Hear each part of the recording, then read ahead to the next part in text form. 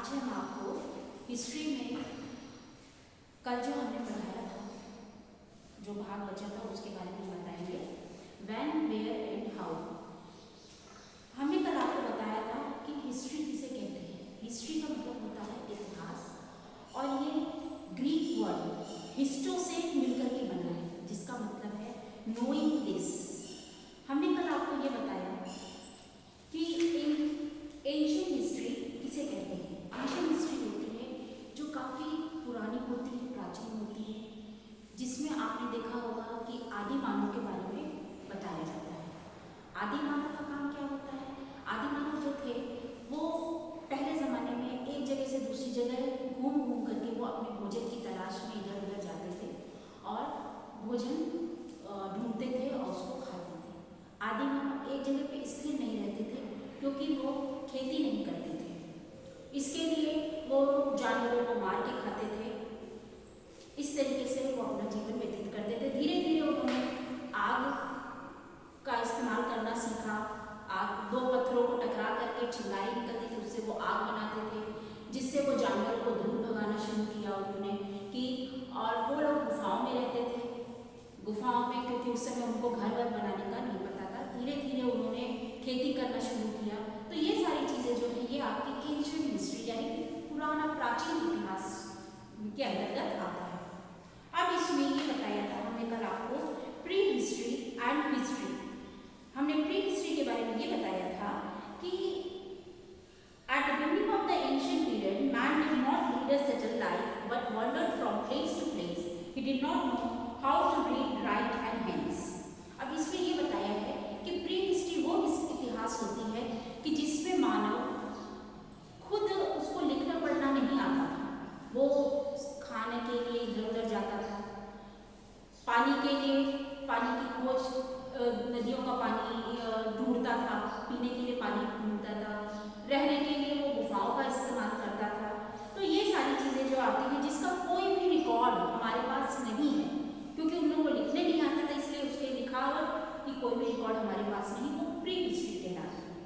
और हिस्ट्री वो हिस्ट्री होती है कि जिसमें इतिहास मानव का लिखने का रहता है। लिखने का मतलब उस समय मानव ने लिखना सीखा, तो उसका लिखावट जो है वो हमको लिखी हुई चीज़ें हमको जैसे ज़मीन के अंदर से दबी हुई मिली, पत्थरों पे लिखावट मिली, तो इससे हमको ये पता चल गया कि ये हमारा इतिहास है। यानी कि प्री हिस्ट्री जिसका कोई रिकॉर्ड हमारे पास नहीं है, उस लिखित उसको हम प्री हिस्ट्री कहते हैं, और हिस्ट्री जिसका लिखित हमारे पास प्रमाण है।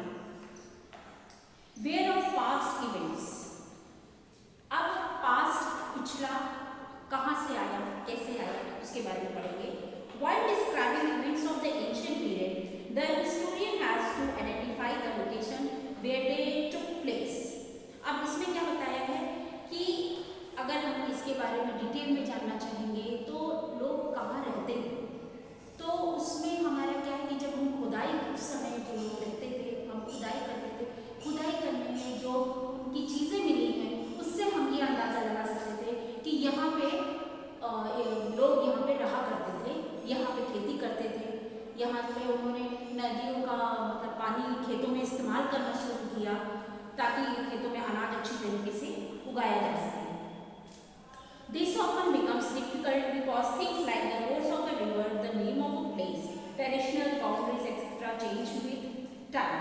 अब क्या है कि इसके बारे में जानना इसलिए भी मुश्किल है क्योंकि हर चीज़ समय के साथ बदलती रहती है।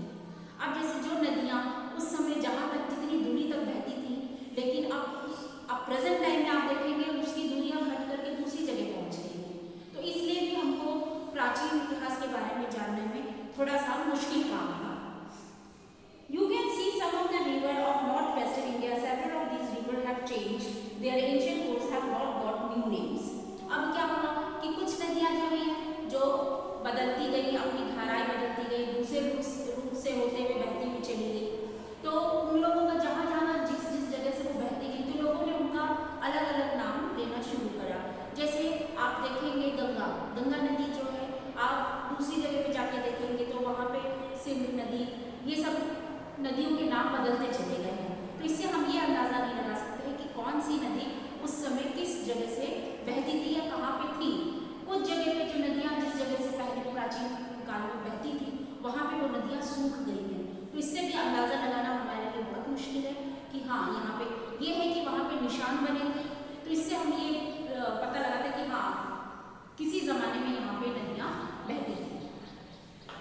The river Saraswati has dried up. Only a part of river now exists at the river Jhangar. अब इसमें ये बताया कि जैसे कुछ नदियाँ एकदम से सूख गई हैं, जैसे फॉर एग्जाम्पल आप सरस्वती लीजिए।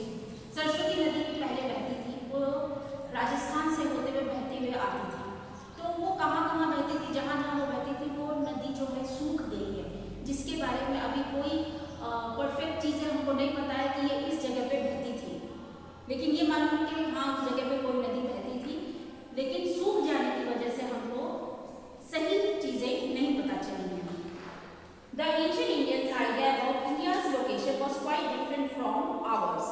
अब उस समय पुराने इतिहास में क्या था कि जब अगर हम मैप उठा के देखते हैं तो उस समय अलगाव था नहीं, बंटवारा नहीं हुआ था, यानी कि इंडिया और पाकिस्तान दोनों एक ही उसमें था, पूरा एक मैप में हम देखते हैं। लेकिन धीरे धीरे जैसे जैसे जैसे समय बीतता गया तो वैसे वैसे मैप में भी आप देखेंगे अलग अलग एरिया अलग अलग जगह पे बनाए हुए हैं कि ये हिस्सा इस प्रांत का है, ये हिस्सा इस प्रांत का है। पहले ऐसा नहीं था, पहले पूरा सब ज्वाइंट था, तो इससे हमको कौन सा कब अलग हुआ इसके बारे में भी हमको ज़्यादा जानकारी लेने के लिए यही होता है कि खुदाई जब हम करते हैं तो उसमें से जो जो अवशेष मिलते हैं तो उससे हम ये अंदाज़ा लगा लेते हैं कि यहाँ पे ये जीव जंतु पाए जाते थे, ये यहाँ पे लोग इन चीज़ों का इस्तेमाल, जैसे खाना बनाने के लिए जो बर्तन होता है उन सब चीज़ों का वो इस्तेमाल करते थे।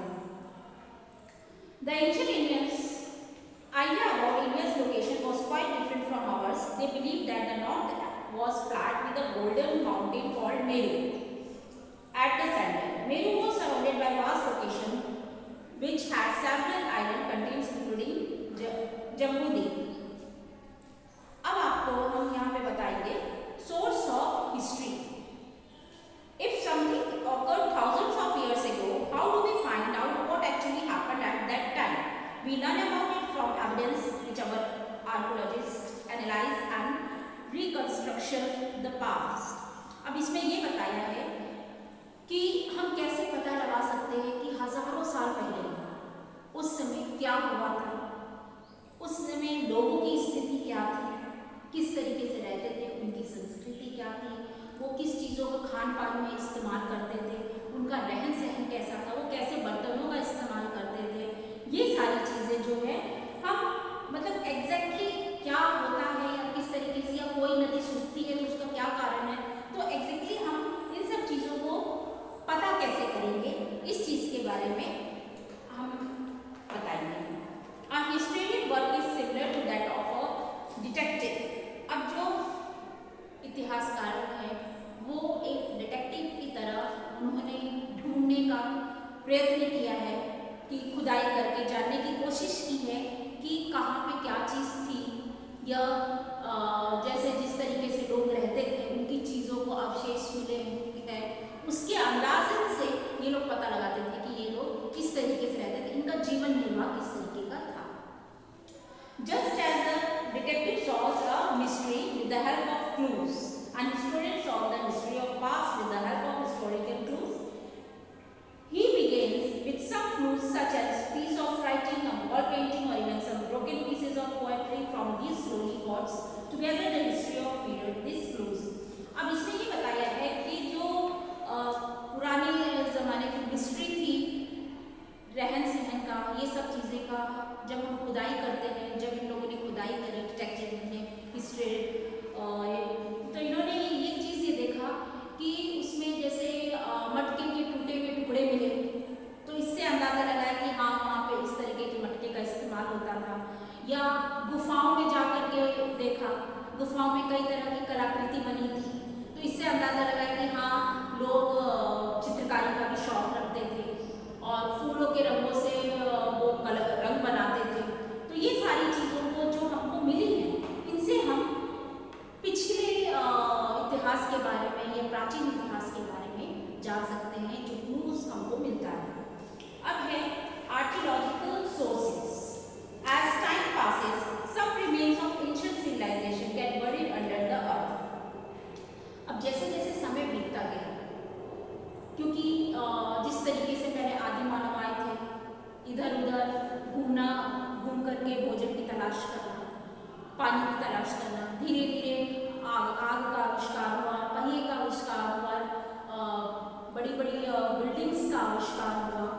तो वो सारी चीज़ें जो है कभी आंधी तूफान से या बाढ़ वगैरह से वो पूरी जमीन के अंदर दब चुकी है, जैसे पूरा पूरा शहर। आपने सुना होगा हड़प्पा की संस्कृति।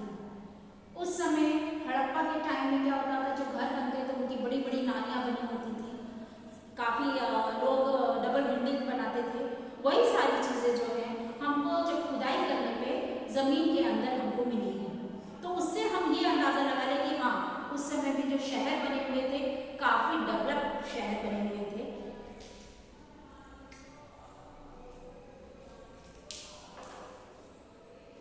It had to be dug out by archaeologists. The exhibition related many material remains which have helped historians to reconstruct the history of the period. Archaeological source of the three kinds: inspiration, monuments, and other objects. अब archaeological source में तीन तरह के तीन भागों में बांटा गया है। पहला है inspiration, monuments and other objects. इसमें सबसे पहला आपका टॉपिक है monuments. All buildings of historical importance are called monuments.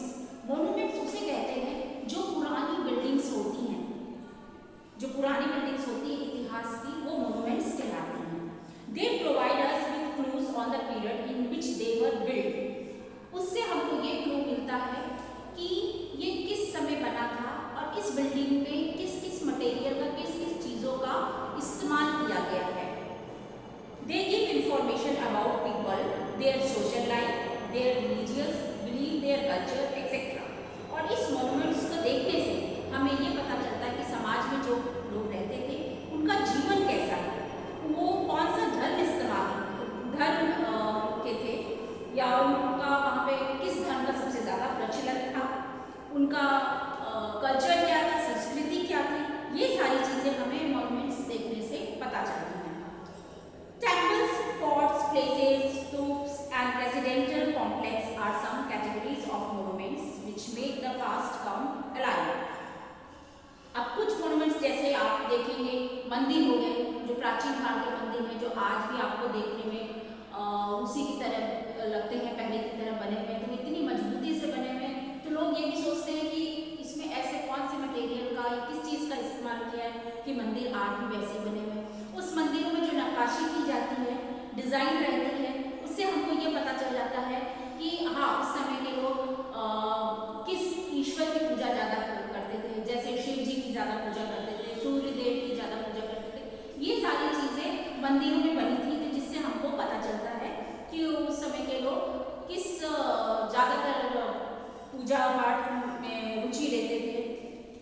अब फोर्ट्स, जो किले वगैरह, उनको देख के हम अंदाज़ा लगा सकते हैं कि उस टाइम के जो राजा महाराजा थे वो किस तरीके से रहते थे, उनका रहन सहन क्या था। ये सारी चीज़ें हैं हमको मोनुमेंट्स के थ्रू ही पता चलती हैं। ये जो मोनुमेंट्स होते हैं, पुरानी बिल्डिंग्स होती हैं, उनसे हम ये अंदाज़ा लगा लेते हैं कि लोगों का रहन सहन सब कुछ किस तरीके से होता है।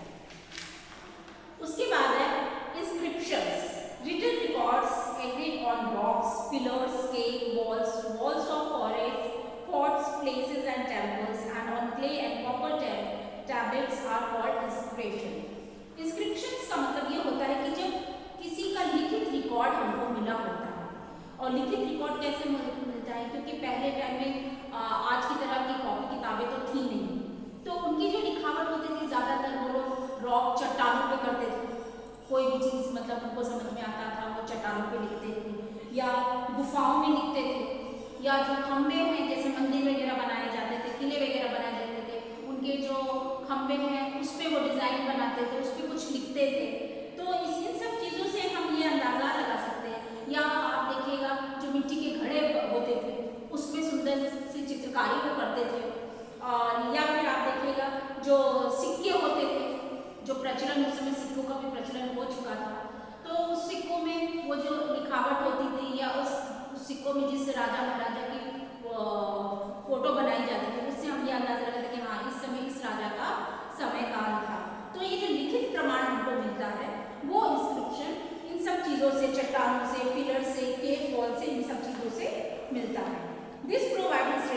a lot of information about the names and dates of king, the extents of their empires, the important events of their regions and so on.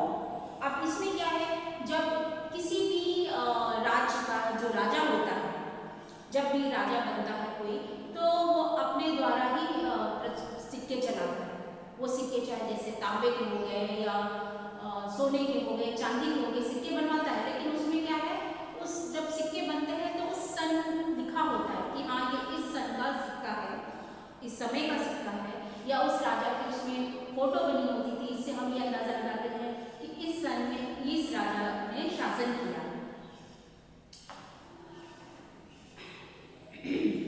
Other objects, अब थर्ड है अदर ऑब्जेक्ट्स, मतलब अदर अलग चीजें। People in the past में many kind of things, poetry, metal, work, coins, textile, jewellery etcetera. उस समय क्या था, अदर चीजें जैसे मिली हैं, वो हम इससे भी हम अंदाजा लगा सकते हैं कि प्राचीन काल में जो लोग थे वो किस तरीके से औरतें जो थी सजती संवरती थी, या किस तरीके की वो ज्वेलरी पहनती थी, गहने पहनती थी। ये सब चीजें हमको खुदाई पे मिली है। या घड़ा वगैरह मिला है।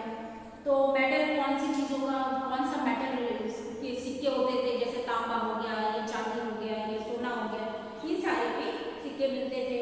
तो इन सब से हम अंदाज़ा लगा लेते थे कि हाँ ये इस राज्य में इस राजा का कब तक का समय था।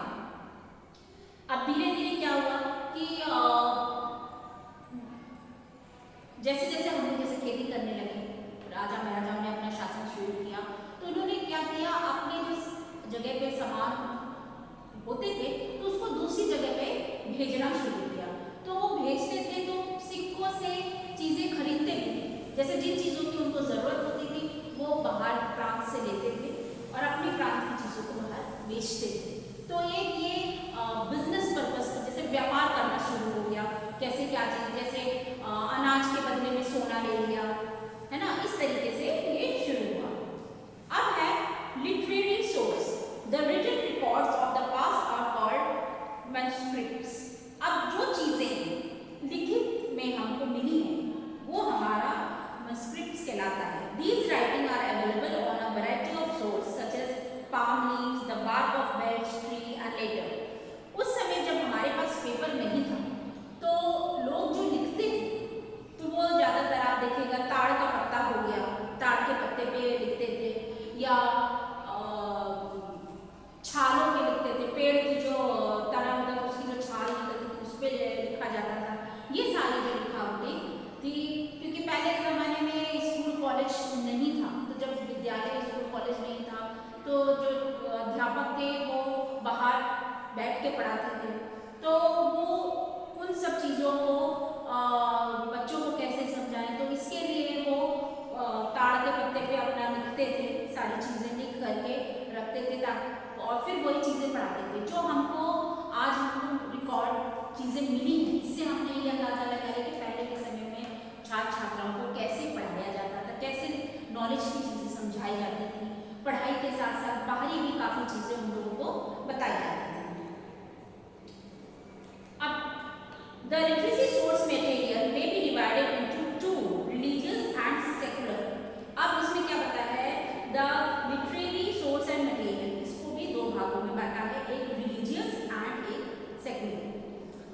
पहला है religious literature, writing dealing with religion constitute religious literature।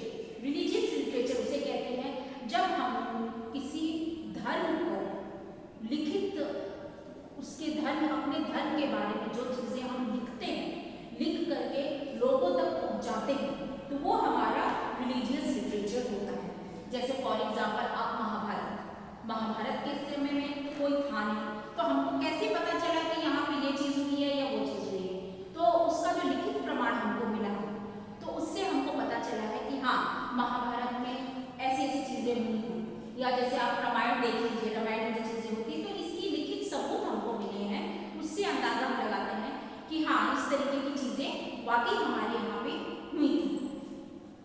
तो ये सारी चीज़ों को हम क्या करते हैं, ये हमारे रिलीजियस में आते हैं, क्योंकि ये हमारे धर्म से जुड़े होते हैं।